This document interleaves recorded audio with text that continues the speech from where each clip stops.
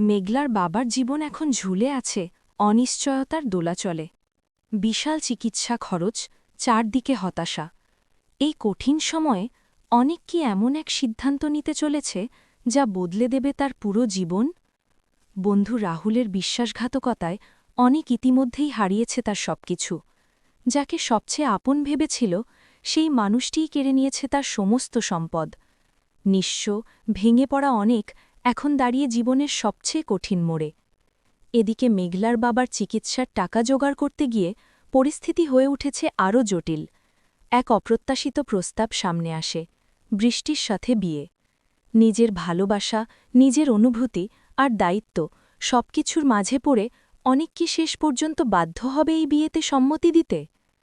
এই সিদ্ধান্তই কি তৈরি করবে মেঘলা আর অনিকের মাঝে ভুল বোঝাবুঝির গভীর দেয়াল?